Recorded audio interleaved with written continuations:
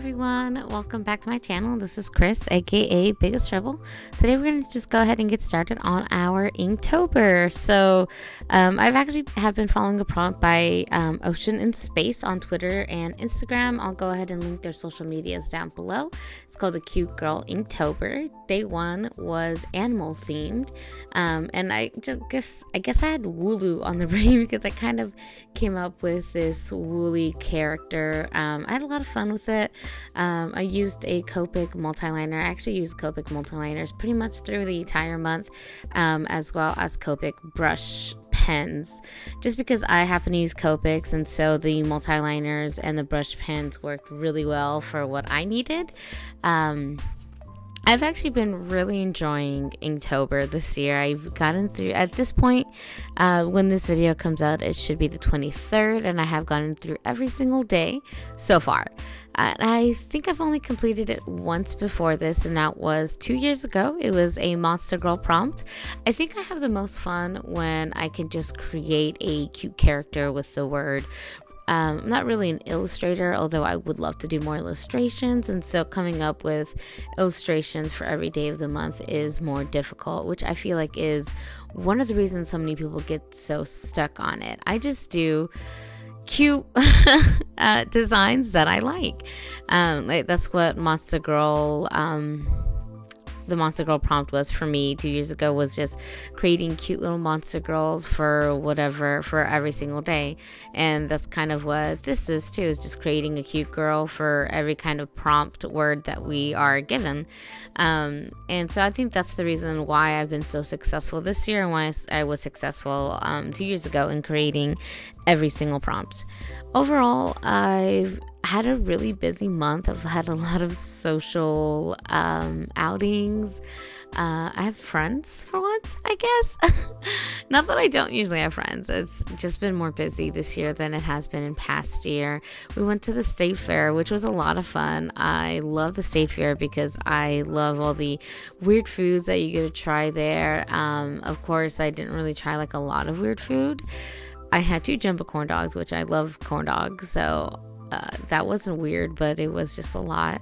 I also tried a barbecue parfait, which sounds strange, but it looks like a parfait, but it's just a savory version. It's just mashed potatoes and pulled pork and barbecue sauce. It was amazing, and I loved it. But I'm just finishing. I think I actually wanted to kind of do the whole month in a more monochromatic fashion, kind of like how this one is just shades of gray. I don't actually do that through the month. I use more color, but I really enjoy the effect it had on this one. I also use my white pen a lot. Thank goodness I have that, because it's been a lifesaver. This is the Uniball Signo white gel pen. I got it off Jet Pens. I actually get a lot of my pens and whatnot off Jet Pens. Not sponsored, but it could be. I also got the colored pencils, the pencils that I use all throughout the month from Jet Pens as well.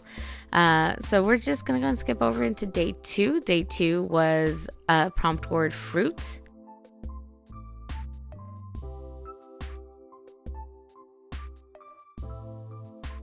Was fruit. I really enjoyed fruit. It was really fun trying to come up with something, so I kind of wanted to do something a little more out of the ordinary. I chose the fruit kiwi, and it was kind of inspired by hanbok, which are the traditional dress for Korea. I think they're really beautiful, and I wish I could have done a better job of it, but I did like what I kind of came up with. Kiwi, the fuzzy part of the outside, I went along with her hair, or her fuzzy head, because I thought that would be a cute idea. And then the rest of it was just inspired by the colors, especially this underskirt part that I'm coloring, because I like green. I decided not to erase my pencil in this one. Normally I erase pencil and then I go in with the marker, but I do think that you'll see here quite a few times that I go in without erasing the pencil, because I kind of like the effect that it gives. It either like it picks up some of that pigment, which can be really nice. Like this one has a lot of greener undertones, which works really well with the prompt word fruit for the kiwi. So that's why I really didn't feel like erasing it, because I thought that would work really well. Again, in this one I did go more monochromatic, but I did, you know, pop in that little green there for effect, which I think worked really well. And then I of course go in with the white gel pen again, kind of put some emphasis on different parts of the outfit, try to give it a little more dimension. I had a lot of fun with this one. I thought she was really cute. Honestly, you're probably going to hear me say that a lot. I had a lot of fun with this one. I thought she was really cute, probably throughout this entire video, because I think I had a lot of fun with every single prompt word, because it's just fun coming up with a design based off a word, I guess. Day 3 was virtual. I kind of went the route, I know a lot of people went like virtual idol, so I know a lot of people drew Miku, who, why wouldn't you, because she's our queen. But I also kind of want to go with like the idea of like a virtual pet almost, which sounds bad because she's a girl, but it's kind of like Tamagotchi based. So it's like a virtual pet, you get a virtual girl. It's for those losers out there like me, who just want a girlfriend.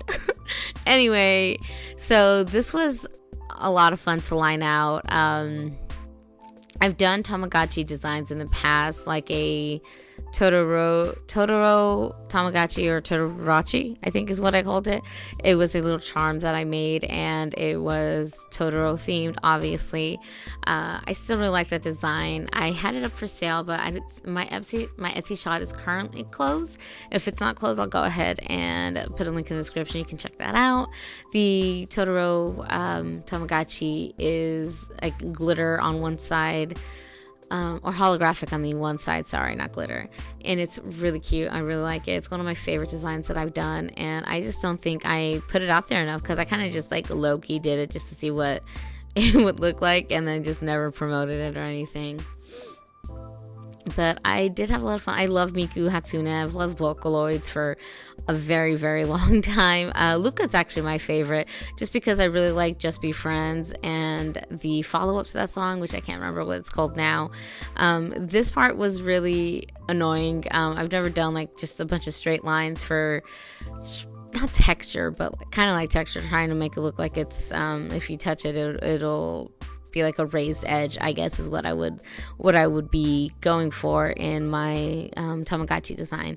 But it was fun, if not irritating, just because I'm not the most precise person in the world, and so just doing a bunch of little straight lines is kind of annoying. But I still like the end result, so that's all that really matters. Also, I'm sorry if my voice sounds weird. I'm kind of sick, but I don't know if I'm sick or if it's just allergies, but I've been feeling really under the weather lately. But my allergies do get really bad during this time of year, which sucks, because October is one of my favorite months because I love Halloween. But then I also have obviously Inktober, and then preparing for Halloween, and then like work always gets busy this time of year too. My new job isn't obviously the same as past years, but I feel like it's just as busy as my other jobs has been. And then social life also gets very busy, so I'm just like trying to juggle everything, that I don't get a lot of sleep. I'm not really taking care of myself, which just is my fault. But you know, I still feel the effects of it when I start feeling down or under the weather. So like I said, by the time this video should come out, it should be the 23rd. So very close to Halloween. But what are you guys doing? Is anybody dressing up? Is anybody doing anything exciting? I really wanted to go to a pumpkin patch this year, but I don't think I'm gonna make it. Simply because like I said, I just have too many other things to do right now to worry about going to a pumpkin patch. I did carve pumpkins last year and the year before. I don't think I'm going to this year, but it's always really fun. I always try to do like a weird, some kind of design. I think last year I just did words and then a face for my sister. I think it just said Happy Halloween. And then the year before that I did a Gengar, which was really, really fun. My friends and I like printed out Pokemon designs and then just kind of put them on the pumpkins. That was really fun. And so here I go again with the blue. I actually kind of want to talk about how I did the Miku Hatsune in the middle. I don't know if you guys remember, but like with Tamagotchis and other like virtual stuff, it was just like sepia gray toned screens almost. And so that's kind of what I was going for with her in the middle there, which I think I did pretty well, so I actually like that a lot. The blue casing is just because she's blue, and I wanted to put color with her, but I also wanted to go with that old school old school technology look of just sepia gray tones, and I hope that came across that way. And then of course just the white gel pen, kind of make everything pop. I think things look more poppy in a picture than it does in this video, but I really like the effect that the white gel pen gives, and I hope you guys do too. So anyway, going back to Halloween, if you're dressing up as anything, let me know. What are you doing? I love Halloween. I love hearing about what other people do. I'm gonna do a off-brand Regina George, which sounds really stupid, but I love Mean Girls, so I'm looking forward to it. It should be fun. So here we go. We're skipping to day 4. The theme for day 4 was 60s diner. I think there's a few decade themes throughout, and depending on the decade, I liked it. I actually really like this design a lot. The end result, I meant to give her glasses, as you can see here in the sketch, but spoiler alert, I forgot the glasses.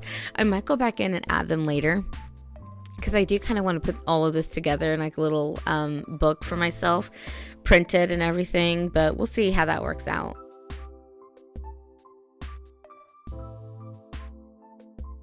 I actually also vividly remember drawing this because it was like I said, I went to the state fair with some friends of mine, and it was the day that we did that, and so I had just gone off work, and then we headed straight down to the fair, and then we were there until like midnight. So I was tired and I was hungry.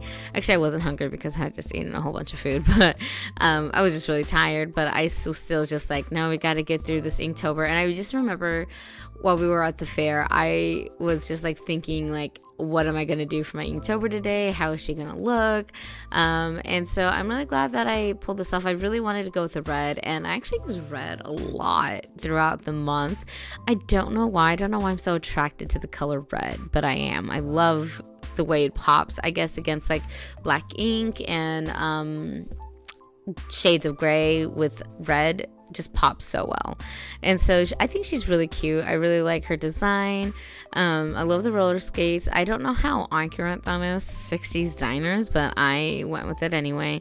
And something that I have to do whenever you see me flip my sketchbook is because I don't want it bleeding down into the next page, because this sketchbook isn't bleed proof, so if it does bleed through, then I've lost a page to use.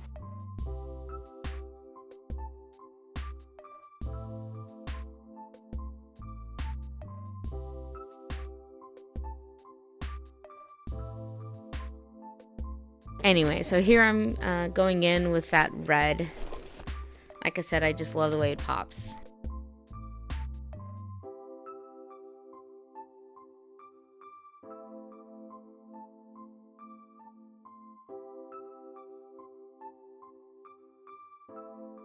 So with a lot of my old sketchbooks, even I used Canson, the mixed media blue cover sketchbook from Walmart, and that's what I'm using for this Inktober as well, just because I had it laying around. I didn't want to use my ELO for simple characters, just standing, sitting, floating in white space. But I don't hate the quality of this paper. It just eats the marker. It soaks in the marker a lot, absorbs a lot of it, which is great, but it also spreads sometimes. So if I'm not careful, it will spread outside the lines, which I'm usually pretty careful about that now that I've worked with these types of sketchbooks for such a long time. But like I said before, it does bleed through the paper like crazy. I think I've used it before, and if I'm not careful, it will bleed through like 4 or 5 pages if I am really heavy-handed with the shading, which I always am. So that's why I always flip it, so it's just a single page on the table that I'm using, so that way it doesn't bleed through into another sheet of paper. Of course, my concern is that it bleeds through to my table, but it hasn't happened yet, knock on wood, and it hopefully won't happen again, or at all. Okay, so I'm just going in with my white gel pen now, to put some emphasis here and there, make it a little more shiny, which is always my favorite part. I like to have things pop here and there, and that's really what this gel pen is good at. Overall, I really like her design. These polka dots, I wish I made them bigger, but they're still really cute, and I think she's really cute. And a lot of my the designs that I'm doing have like little backstories, and so I'm hoping when I make the zine all together for my Inktober, I get to add a little like commentary on the side of each page, kind of just describing what my idea was, where I was going with it. So just look out for that. I'm sure that once I have that up and ready to go, I'll let you guys know. So the last day that I'm doing in this video is day 5. I think I'm going to do 5 to 6 days per video. And then I might upload every Wednesday and Sunday until all my Inktober's are uploaded. But this day was prompt was royalty. I was really inspired by Mexican culture, which is my culture, of course, my heritage. And so I kind of looked up like different types of royalty. We didn't really have any royalty in our background, but we had like ruling classes and stuff like that. They had these like very intricate braids and dresses, and so that's kind of what I was going for. She's kind of like a little kid dressed up, either in her mom's or her older sister's clothes, playing dress up as a princess. I really liked it. I really liked her design, and I'm working on braids. I wear braids almost every day in real life, because it's just a fast and stylish way to get my hair out of the way. But for some reason, they're just so hard to draw. But I had a lot of fun with her. I know she's half cut off, which is why I'm just kind of like speeding through it while I ink it. But I really, really like the colors on this. I know, like I said at the very beginning, I'm going for a monochromatic type feel. And then by day 5, I'm using green, yellow, and blue. So obviously I'm off that path of monochromatic. I just really enjoy using, I have such a wide array of Copics. Of course, I want to use them if I'm going to be drawing anything traditionally. And especially with Inktober, I know like the whole point is to be inking. And I do ink a lot throughout this whole month. I have a lot of lines everywhere, obviously, but I love color. I love to add color to things, and so I have to. I don't want to just like, especially once I'm done inking, I'm like, this would look so good with these colors. This would look so good like this. Look so good shaded in. And so obviously I have to do that because it's just like the call of the artist. But I had a lot of fun with her. I think she's really, really cute. And then of course I did something that I've wanted to do for a very long time, which is the heterochromatic eyes. I think it's what it's called. But the two-toned eyes it's always something that I love in character design, and I don't do it very often because I know it's not like super common, but you know what, it's fiction, so who cares if it's not super common in real life? We should just do what we want, you know? It's just fun character designs. And so that's kind of what I did here. And then like the rest of her dress is supposed to be like shaded for white, so it's not supposed to be dirty, because sometimes I think when I look back on it, I was like, oh, that looks kind of dirty. But it's not supposed to be like a dingy white, it's just shaded white.